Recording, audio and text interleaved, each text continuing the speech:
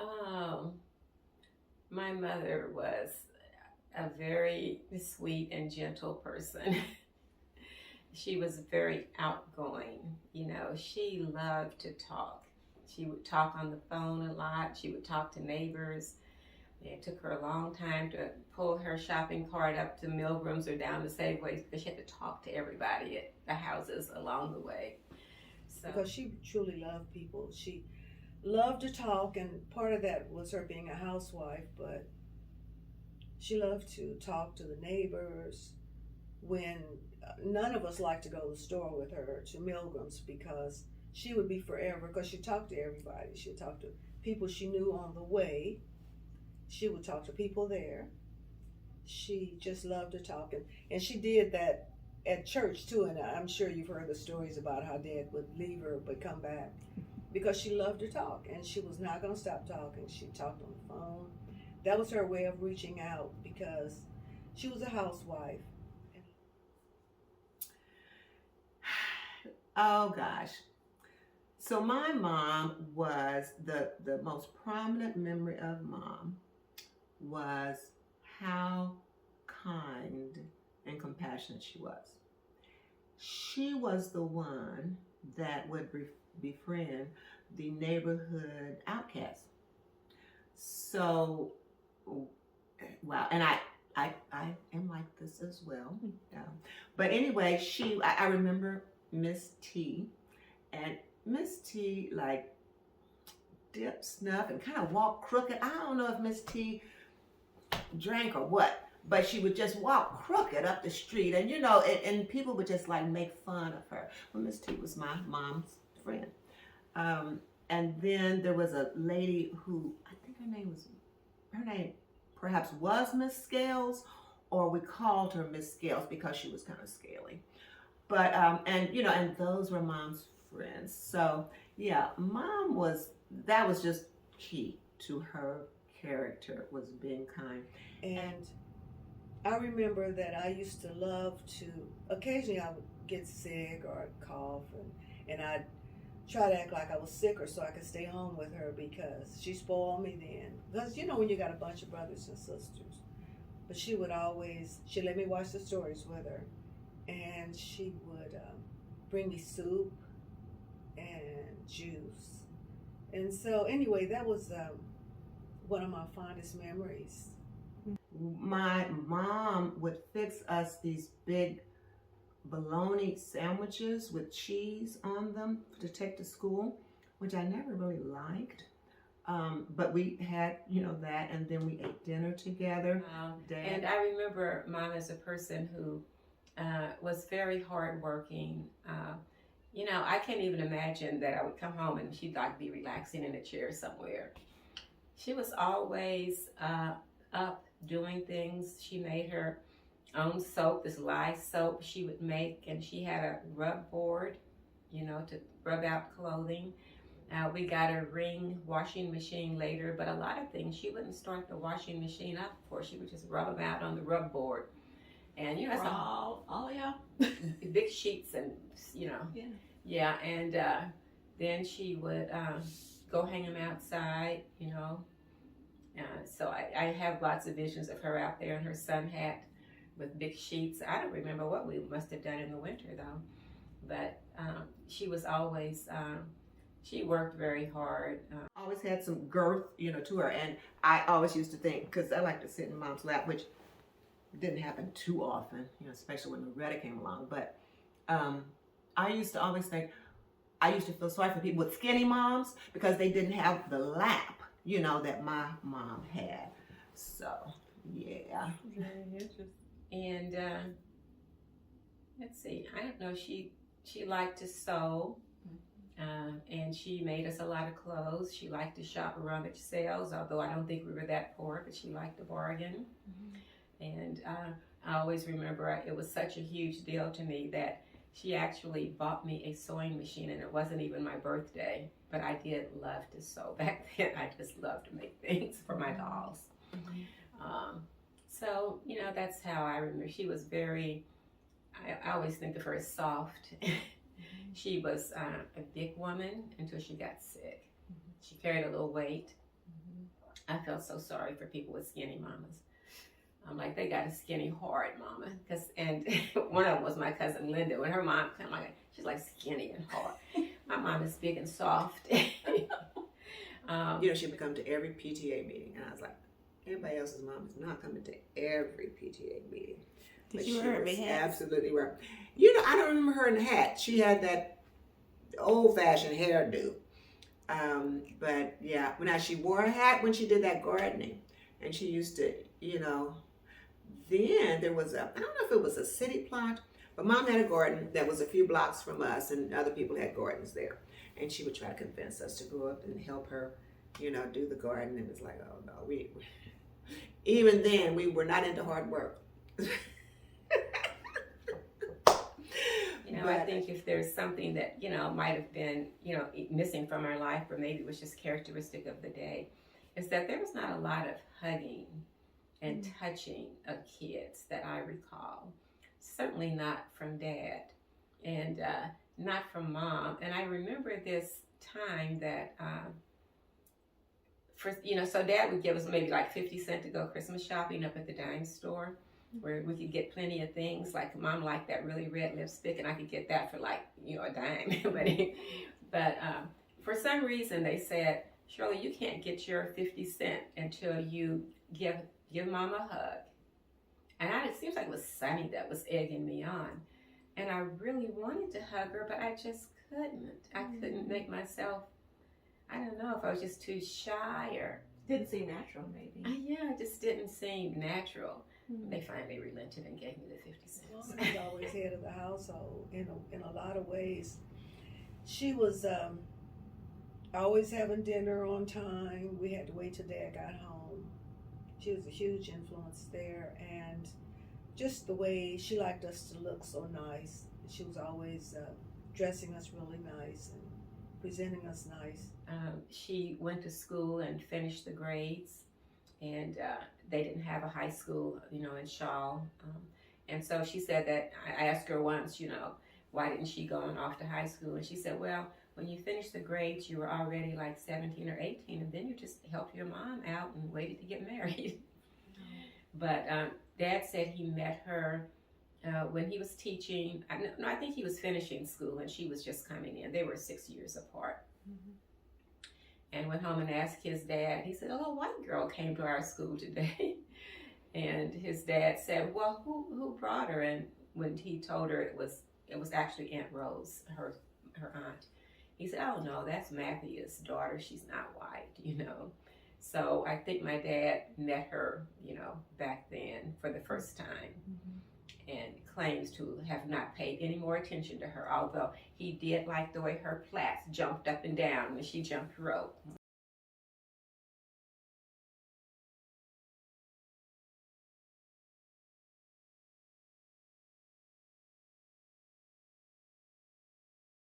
Yeah, so I wish I had been more interested in her life.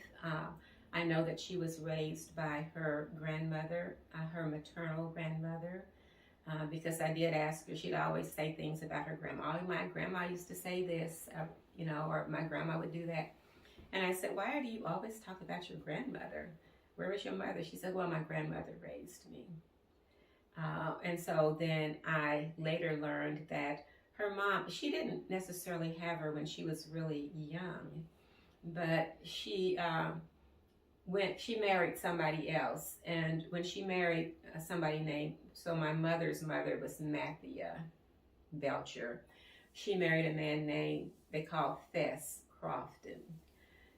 And they moved to Oklahoma, but they didn't take my mother.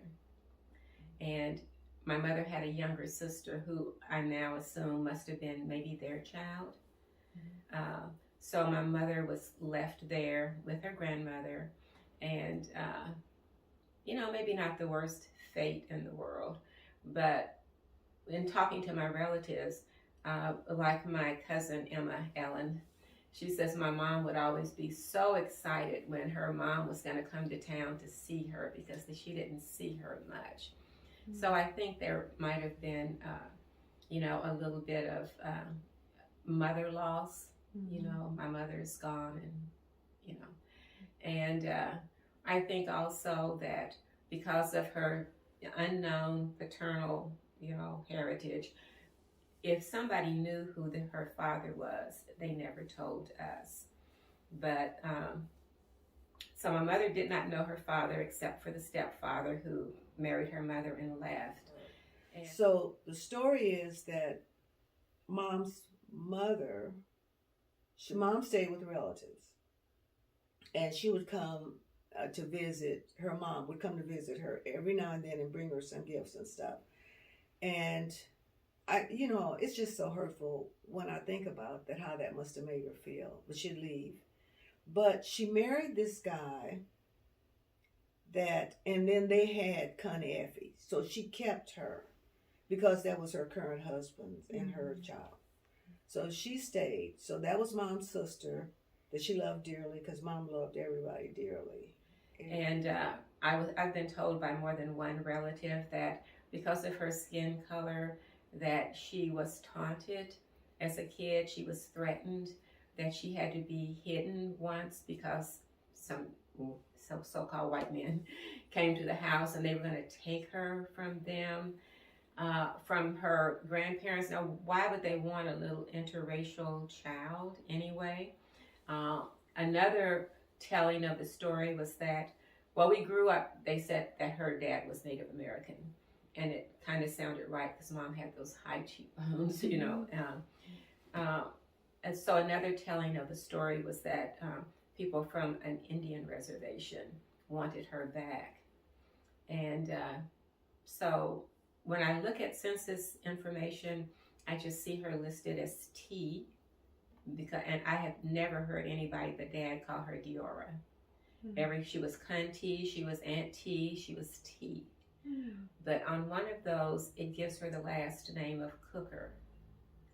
And it made me wonder, maybe there was more, how did they come up with this name if nobody knew who her father was? But in one, they said T. Cooker, was living there with her Grandma Rose and the rest of the people who didn't leave the house. So I think she had a difficult childhood.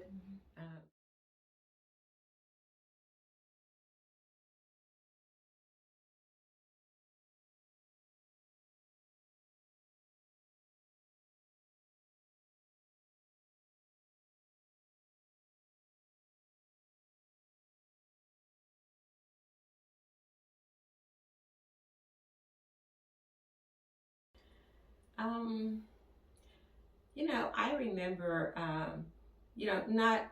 I remember our family life kind of coming apart a bit because mom was sick. And, I didn't really understand why because things were very hush-hush. And so I remember when I was younger, I remember once Dad told us, don't pay any attention to what your mom said, and it just made me so mad. But in retrospect, Mom had just had a child, and I didn't know that she had severe postpartum depression. I didn't understand that. And because she always was off and on depressed. And, at the time I didn't know, but when you think about her circumstances, it makes all the sense in the world. It all ties together. So what do you think were some of the signs of her being depressed?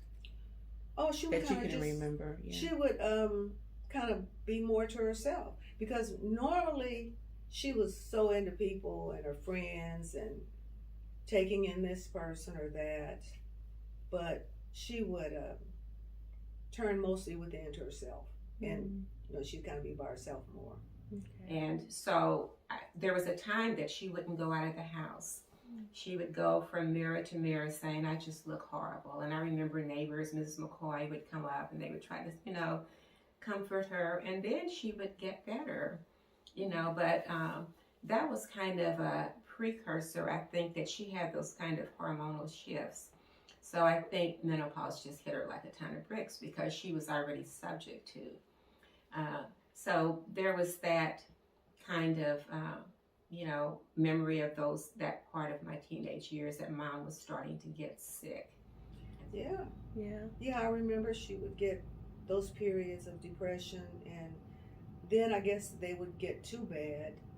They would get beyond control maybe, and then I remember her being hospitalized for them.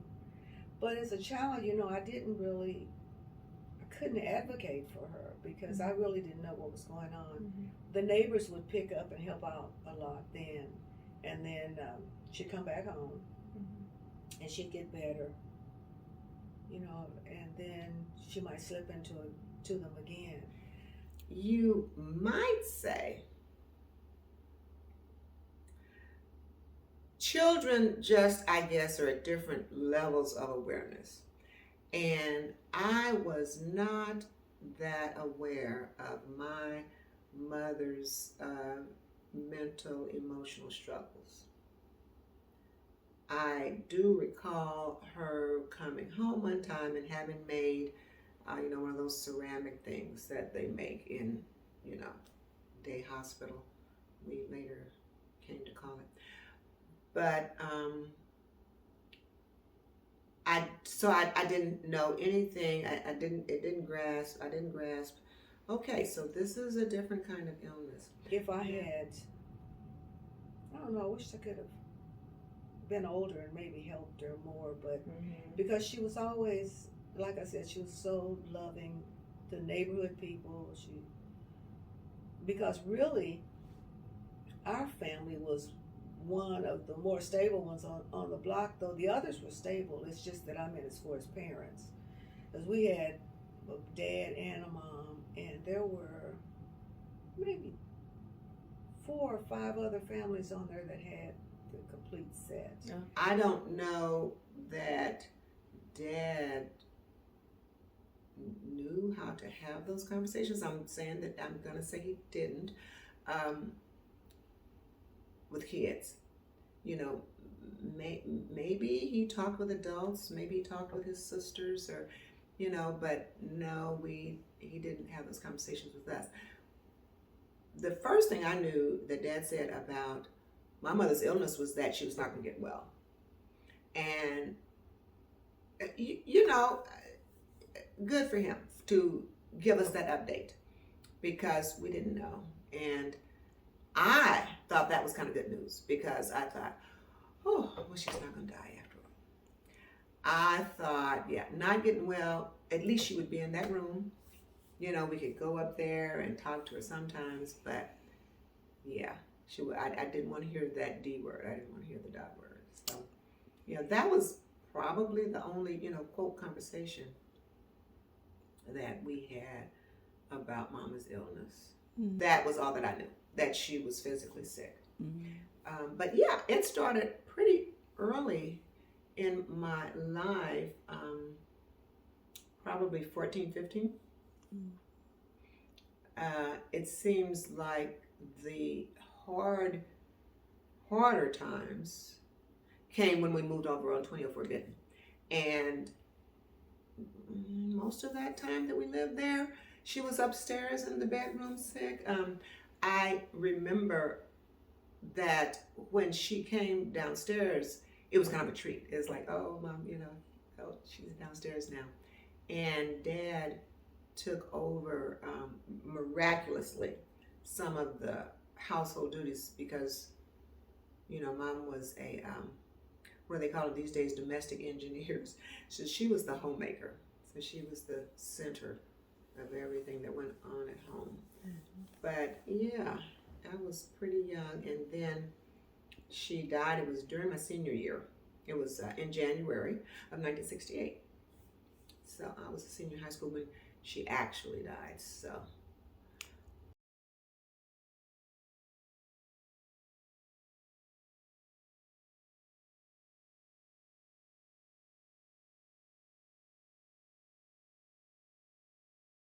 Had one Uncle Zach who was Mom's relative, and he was there the first couple of times we went. Then he passed, so they were mostly Dad's relatives.